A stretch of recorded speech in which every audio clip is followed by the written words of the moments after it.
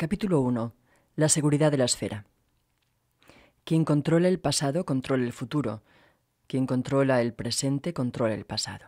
George Orwell.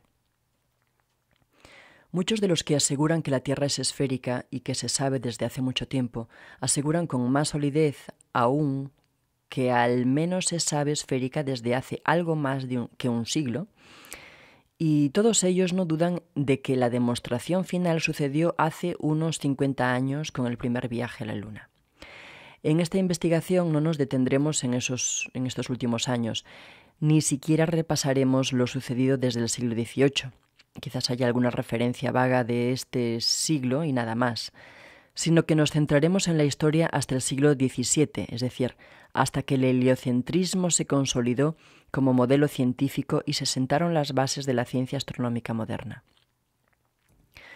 Es desde finales del siglo XV y principios del siglo XVI que la esfera terrestre hace su aparición de manera consolidada, aunque resistida aún en muchas ocasiones, cuando comienzan a sucederse los viajes hasta el Nuevo Mundo y se trazan mapas confeccionados con latitudes, longitudes y detalles de los polos. Aunque pasaron varios años desde ese supuesto primer viaje a América hasta la consolidación del planeta esférico, la rapidez con la que fueron surgiendo los mapas esféricos, mostrando partes de la América recién descubierta, clasificando los accidentes geográficos y especialmente entendiendo la traza de latitud y longitud del planeta esférico, es impresionante. Así, uno de los primeros en confeccionar una gran cantidad de mapas e información, especialmente con el objetivo de garantizar una mejor navegación por el mundo, fue Pedro de Medina y su Suma de Cosmografía en 1538. Nada tengo en el que viene, y el pasado ya no es mío, y en el presente estoy frío. Allí podemos encontrar uno de los primeros mapas planisferios que ya tienen incluida a América, los trópicos, el Ecuador y los polos terrestres. Pedro de Medina utiliza el modelo geocentrista en su Suma de Cosmografía, situando a la Tierra en el centro del universo y a los planetas y astros girando a su alrededor. La Biblioteca Digital Mundial nos dice: Suma de Cosmografía, compendio de cosmografía, se considera un extracto del arte de navegar y contiene información sobre astrología y navegación escrita para una audiencia no especializada. Ese modelo geocentrista que utiliza Pedro de Medina, sumado a la parte astrológica de su compendio, nos empieza a dar una significante idea desde donde viene la cosmovisión de la esfera terrestre, y esto lo veremos en muchas ocasiones a lo largo de esta investigación.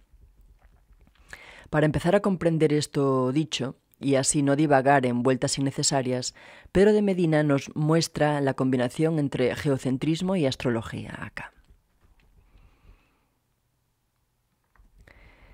Lo que estamos viendo en esta última imagen, que iremos desarrollando toda esta idea ampliamente a lo largo del escrito, es, según el autor, la conformación de la esfera terrestre, con los trópicos, el ecuador, los polos, algunos meridianos y la eclíptica, que es por donde pasan el Sol, la Luna, los planetas y las constelaciones del zodíaco.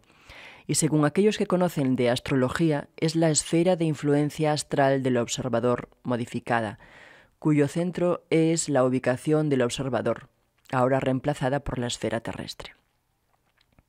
Pero tiempo al tiempo, el desarrollo de todo esto lo veremos más adelante, aunque quería dejar claro que, ya que podría haber una mezcla entre astrología, las esferas y la forma de la Tierra. Pueden ver Suma de Cosmografía de Pedro de Medina de 1538 en el siguiente enlace. En 1568, 30 años después de Suma de Cosmografía, podemos encontrar una referencia clara de la Tierra esférica en Figura dos Corpos Celestes de Bartolomeu Bello. Nos llama la atención en esta imagen que la Tierra siga en el centro del universo, pues está basada en el modelo aristotélico geocentrista, según Ptolomeo.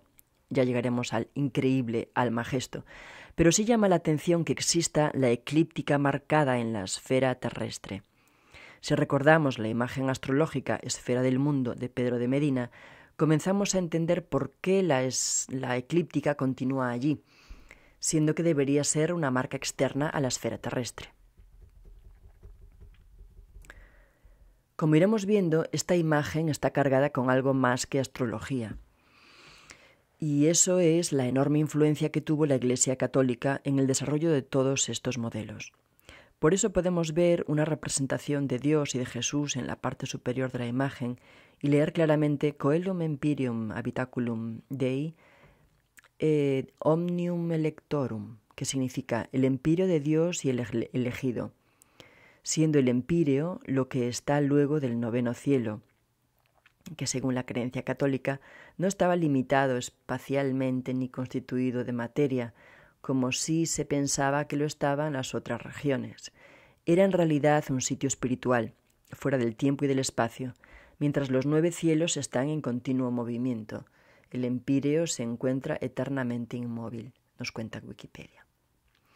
Una imagen similar ya existía en 1524, con el modelo aristotélico del cosmos según Ptolomeo, en donde encontramos la misma frase en latín. Pero antes de estos ejemplos mencionados, seguirán muchos más, ya existían mapas con mayor o menor información en ellos que representaban de alguna manera en aquella época la posibilidad de la esfericidad terrestre o quizás una representación más adecuada para una mejor navegación. Curvas loxodrómicas, líneas imaginarias, latitud y longitud, y las conocidas deformaciones que ocurren al intentar llevar un mapa esférico a otro plano y viceversa. Por ejemplo, el planisferio de Cantino de 1502 y el planisferio de Caberio de 1506. En 1507 aparece Universalis Cosmographia de Martin Waldseemüller, que es célebre por utilizar por primera vez la palabra América en él, publicado en Tabulae Terrae Nove, aunque luego en 1513 es publicado Orbis Typus Universalis, también de Martin Waldseemüller. Pero la enorme diferencia de calidad y el modelo que presenta hace pensar que es un trabajo anterior y se supone del 1505. También se le adjudica a Martin Waldseemüller la realización del primer planisferio recortable en forma de gajos que posibilitaba la confección de un globo terráqueo, aunque no se conserva el original, y la primera copia se publicó en 1871. La siguiente imagen corresponde a la copia Globo terráqueo de Ludwig Maximilians Universität de Múnich, presentada en 2012. Otra imagen estirada a lo ancho para que se aprecie más. Y en la misma línea que los anteriores ejemplos, otro mapa para recortar y publicado post-mortem en 1618 de Jacondus Ondius, Wacken, 14 de octubre de 1563, Ámsterdam, 12 de febrero de 1612. Como estamos y seguiremos viendo en este primer capítulo, podríamos decir que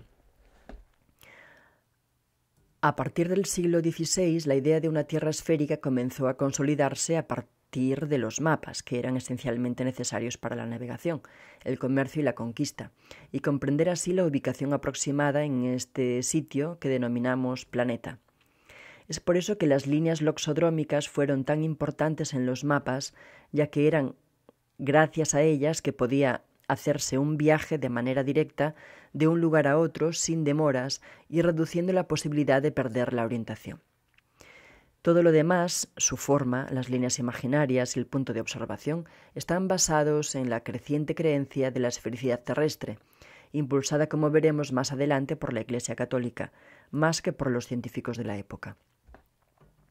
Podemos también traer para más ejemplos a un personaje bastante discutido históricamente por sus controversiales mapas y su humor o crítica dentro de ellos, como fue Oron-Sephiné, región del Finado, 20 de diciembre de 1494, París, 8 de agosto de 1555, y su mapa El gorro de los tontos, aunque hay controversia también en si fue Finé el autor de este mapa, puesto que se le atribuye la realización casi en el 1600, unos 50 años posterior a la muerte de Finé.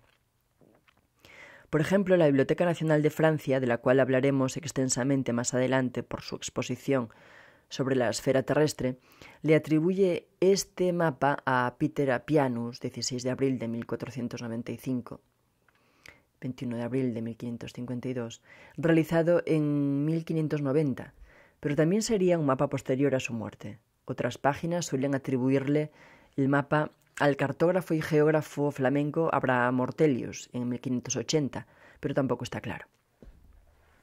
La importancia de este mapa es que, sea quien sea su autor, buscaba generar una reacción en quien lo vea, especialmente en aquellos que defendían la posibilidad de una tierra esférica. Un mapa con forma de corazón y gorro de bufón, con inscripciones en latín que rezan frases como «Conócete a ti mismo», referente a la inscripción en la entrada del oráculo de Delfos. «Conócete a ti mismo y conocerás al universo y a los dioses». En contraposición a la doctrina católica de un Dios separado de uno mismo, o vanidad de vanidades, todo es vanidad, en referencia al libro bíblico Eclesiastés, que reza vanidad de vanidades, todo es vanidad. ¿Qué provecho tiene el hombre de todo su trabajo con que se afana debajo del sol? Generación va y generación viene, mas la tierra siempre permanece. Sale el sol y se pone el sol, y se apresura a volver al lugar de donde se levanta, y también el número de tontos es infinito. También del Eclesiastés. Claramente, un mapa que buscaba burlarse de aquellas personas que le atribuían una forma a la Tierra desde sus mapas, y por supuesto con la Iglesia Católica incluida. La simple mención que hago al atribuirle este mapa a Oronce Finet es porque su nombre aparece en el mapa, aunque pueda ser una burla hacia el mismo Finet por parte de otro autor del mapa, y porque si se conoce otro mapa de Finet que también genera controversias y rechazos, y fue el encontrado en la Biblioteca del Congreso en la década del 70 del siglo pasado, que muestra lo que podría ser el continente antártico, 200 años antes del descubrimiento oficialmente aceptado de dicho continente, realizado desde la vista centrada en los polos y con las 4 islas en el polo norte que aparecen en varios mapas de la época y hoy no existen. En 1549, Oronce Finet también realizó la esfera del mundo, que muestra algo que ya hemos visto antes y desarrollaremos en profundidad a lo largo del escrito, que es la noción del mundo esférico, siendo la palabra mundo como referencia del universo. Es así desde los griegos, de la esfera celeste, cuya forma fue representada finalmente en la esfera armilar, y es lo que se refiere constantemente la astrología, con su esfera de influencia del observador en su centro. Continuando con los ejemplos de mapas y esferas desde el siglo XVI, podemos encontrar en El mundo de las esferas, del ya mencionado Petrus Appianus, trabajo basado en el Almagesto de Ptolomeo, en donde podemos encontrar a la Tierra esférica y la esfera celeste a su alrededor, típico del modelo geocentrista tolemaico. En esta esfera celeste, la que contaba con meridianos móviles, sus indicaciones meridionales y septentrionales, los trópicos de Cáncer y Capricornio y el Ecuador. La eclíptica también formaba parte de la esfera celeste, que en la imagen que sigue es denominada esfera mundi, o esfera del mundo, siendo, como vimos antes, la palabra mundo sinónimo o denominación del universo, el cosmos, todo aquello que está rodeado por encima de la Tierra y no de la Tierra en sí misma. Algo por demás importante es que se lee claramente cenit y nadir, que son los opuestos de una línea imaginaria que pasa por el punto central del observador en la esfera celeste. Esto es importante porque muestra que siempre se habló del punto del observador en el centro de todo, de la esfera de influencia del ser humano y su relación con la esfera celeste y los análisis astrológicos, y porque hoy esa esfera de influencia, ese punto del observador, ese centro en donde todo orbita a su alrededor, es ocupado por la Tierra y ya no por cada observador individual. Es aquí que vamos viendo el reemplazo del observador por la Tierra y vemos que han llevado todo el conocimiento de la esfera celeste a la esfera terrestre. A modo de ejemplo de lo último dicho, veamos la definición de nadir de Wikipedia. En astronomía se denomina nadir, del árabe, opuesto, a la intersección entre la vertical del observador y la esfera celeste. Es decir, si imaginamos una recta que pasa por el centro de la Tierra y por nuestra ubicación en su superficie, el nadir se encuentra sobre esa recta, por debajo de nuestros pies, y en sentido contrario se encuentra el cénit. Solo para reforzar estos comentarios en este momento del escrito, pues veremos más adelante en detalle los personajes, sus ideas y sus creencias. Podemos observar la metafísica de Roberto Flood, médico, astrólogo y místico inglés, defensor de la alquimia y de los Rosacruz. Podemos observar su metafísica cósmica de 1617 con el ser humano en el centro, como punto central de observación del cosmos, cuya esfera de influencia contiene el universo, el macrocosmos y un ángel tirando de una cuerda haciendo girar todo a su alrededor. Como estamos viendo en este primer capítulo, que sirve solo a modo introductorio de lo que veremos a lo largo del escrito, al parecer el principio de la consolidación de la esfera terrestre tiene sus bases en la astrología, en la metafísica, en la filosofía y en la religión, mezclando conceptos e ideas antiguas, reciclándolas, anulando otras, modificando algunas más, agregando nuevos conceptos, reemplazando al ser humano por la Tierra, a la esfera celeste por la esfera terrestre, ya sea con una intención clara de orientar el conocimiento hacia una idea preconcebida o no. Gran parte de todo esto estuvo a cargo de aquellas personas que poseían los textos antiguos y los estudios y herramientas suficientes para llevarlo a cabo. Monjes, reyes, eruditos de las cortes reales, entre otros, sin dejar de mencionar lo más importante y necesario para que esta revolución del pensamiento pudiera ser llevada a cabo, como es la invención de la imprenta. En el Splendor Solis, un códice iluminado de 1582 basado en la alquimia, que se conserva en la Biblioteca Británica, podemos ver el trabajo de aquella época de los monjes católicos en una imprenta, tomando medidas en una esfera celeste, realizando y traduciendo textos científicos sobre astronomía y demás. Era muy importante el trabajo y la influencia de la Iglesia y los reyes en las traducciones, interpretaciones, modificaciones y la realización de los textos y mapas, a tal punto que realizaban mapas que evidenciaban su influencia y poder sobre una región, sin que sean importantes los datos científicos y geográficos, como muestra el mapa Europa Prima Pars Terrae Forma Virginis de 1581. Este mapa, realizado por Heinrich Bündig, un teólogo evangélico y geógrafo, muestra una reina virgen y su dominio en Europa, es decir, el poder de los reyes y la Iglesia sobre ese terreno. Esto queda más en evidencia por lo que sostiene en la mano derecha, la esfera de poder, u orbe imperial, con una cruz, un símbolo que veremos en más de una ocasión, cuyo significado es el poder e influencia de estos sectores en el mundo. Esta esfera de poder también la veremos en simbología de los santos católicos y su representación en pinturas y textos. Otro mapa de Heinrich Bündig, que muestra la influencia católica en el desarrollo de todo esto que estamos viendo, es el mapa de 1581 Jerusalén, que muestra a Jerusalén en el centro de una flor, cuyos pétalos son los demás territorios.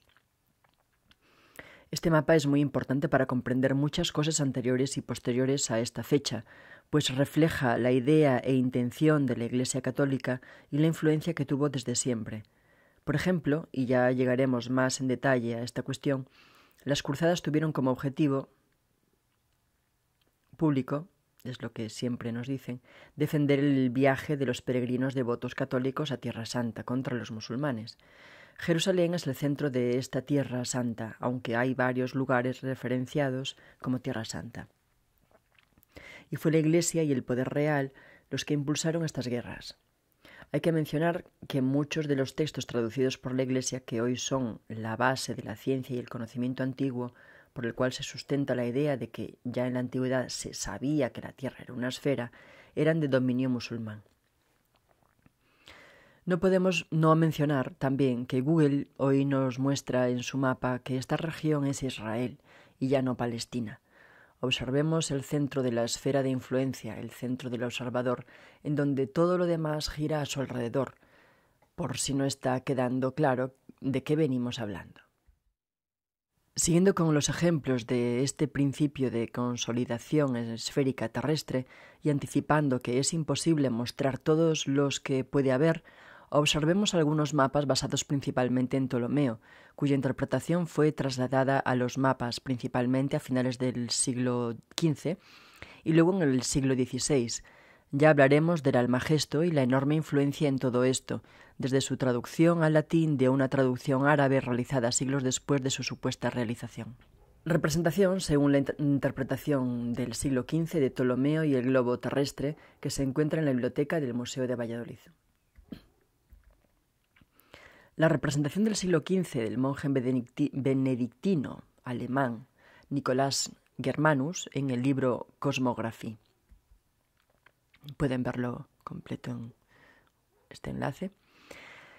La representación de Heinricus Martellus Germanus, geógrafo y cartógrafo alemán, en su códice Insularium Illustratum, libro ilustrado de islas, de 1484. En la de 1491 del mismo autor. Estos ejemplos y muchos más derivan de la interpretación a partir de la traducción al latín de Ptolomeo. Otro ejemplo de los mapas esféricos o con representación de una tierra esférica se puede encontrar en Theatrum Orbis Terrarum, Teatro del Mundo de 1570, del geógrafo flamenco Abraham Ortelius, 1527-1598. Link al libro completo Theatrum Orbis Terrarum. Hasta aquí hemos expuesto una cantidad de ejemplos en los cuales podemos observar que la Tierra esférica comenzaba a dominar el campo de la enseñanza y la cartografía. Por supuesto que son solo algunos de los cientos o miles que hay, pero sería insistir en la redundancia de lo que se quiere manifestar. Y el primer capítulo tendría cientos de páginas. Muchos más ejemplos que no están en este primer capítulo, que aún no termina, serán visibilizados a lo largo del escrito, pero viendo otras cosas que serán de mucha importancia para comprender por qué se llegó a este dominio de la esfera a partir del siglo XVI. También se debe aclarar que hemos estado viendo realizaciones europeas, puesto que es allí en donde el predominio esférico se hace presente a partir de estos años, y por supuesto tiene su explicación que veremos más adelante. Podemos simplemente, para ejemplificar un poco más, mapas que mostraban la esfericidad terrestre en otros lugares, pero las fechas generalmente se extienden a finales de este siglo XVI y al siglo siguiente, el XVII, como sucedió en China. Es decir, este conocimiento fue llevado desde Europa a los países asiáticos, como sucedió con el Kunju Wanwo Quantu, un mapa de la mirada de países del mundo. Es su traducción literal, de Matteo Ricci, un misionero católico jesuita, matemático y cartógrafo italiano en 1602. Hubo una copia japonesa cuya autoría se desconoce y se cree que es de los años 1602 a 1604, inmediatamente después de los mapas de Ricci. En esta imagen se ve una reproducción de 1920. Abajo a la izquierda se ve la Antártida. Por supuesto que en un mapa de 1602 llama la atención que exista una cartografía antártica, puesto que oficialmente fue descubierta y circunnavegada en 1774. Algunos barcos franceses llegaron a algunas islas unos años antes, pero allí está. Hay quienes argumentan que se trata de Australia, pues no se encuentra representada en el mapa mundi. Luego veremos algo más del tema, pero recuerda al mapa de Oron-Sefine. En palabras del propio Matteo Ricci, antiguamente nadie sabía que existían lugares como América del Norte y del Sur o Magallánica, escribió Ricci, utilizando la denominación de los primeros cartógrafos para Australia y Antártica. Empero, hace 100 años, los europeos llegaron navegando en sus barcos a varias zonas costeras y las descubrieron, agregó. Otro Kunju Wanwo Quantu es el del jesuita Giulio Alieni de 1610. En 1609 aparece el Shanghai Yudiquantu, mapa terrestre completo, de autor desconocido. La Wikipedia en inglés nos aclara lo siguiente. Se sabe que Shanghai Yudiquantu ha sido muy influenciado por las misiones jesuitas en China, comenzando con el trabajo de Matteo Ricci. El propio Matteo Ricci tenía dos de sus propios mapas titulados Shanghai Yudiquantu, uno grabado por Wu Zhongming y fechado en 1600, y otro grabado por Wu Zizang y fechado en 1604. En este caso, nos está diciendo que posiblemente este mapa esté influenciado por la aparición de Matteo Ricci, puesto que combina la esfericidad terrestre con la forma y conceptualización de los mapas chinos existentes antes de Ricci, como veremos más adelante cuando abordemos la influencia jesuita en todo esto, agregando a otros jesuitas como Ferdinand Verbiest, por ejemplo, y el ya citado Giulio Aleni. Pero ¿cómo llegaremos a la representación masiva de una Tierra esférica a partir del siglo XVI? Porque es evidente que algo así no pudo salir de un día para otro, sino que tuvo que venir sucediéndose a lo largo de la historia, o al menos unos cuantos años antes. Pero ¿desde cuándo? En algún momento de la historia, alguien tuvo que plantearse la posibilidad de que el planeta Tierra fuera una esfera, incluso desafiando sus propios sentidos y la imposibilidad de alejarse lo suficiente como para ver su superficie. Esto lo pudimos hacer recién en el siglo XX, con la aparición de los aviones y cohetes espaciales, globos aerostáticos y cámaras de fotos y vídeos. De alguna manera, con evidencias indirectas, imaginación y lógica, y de seguro filosofía e interpretación subjetiva, la esfera tuvo que ganarse un lugar en el pensamiento de alguien, para posteriormente ir socavando al poder y a la sugestión, puesto que era ahí desde donde partía el pensamiento y la doctrina, y eso es lo que analizaremos en los próximos capítulos. Como está dicho al inicio del escrito, la frase «los griegos ya sabían que la Tierra es una esfera» la podemos encontrar en cada página, blog, retórica y argumentación por parte de los que defienden la idea esférica, no dejando lugar a ningún tipo de duda a esta veracidad con la que intentan imponer su idea, sabiendo muchos que casi en todo lugar en donde alguien quiera buscar la procedencia y los argumentos de tal aseveración, lo que encontraría es siempre lo mismo, que los griegos ya sabían que la Tierra es una esfera, y sus razones para decirlo. ¿Pero realmente los griegos sabían esto o solo algunos lo podrían pensar? ¿Hay posibilidad de encontrar esta afirmación sin lugar a dudas? ¿Son válidos los argumentos y las ideas que presentaban si es cierto lo que hacían? Pasemos al mundo de las esferas griego.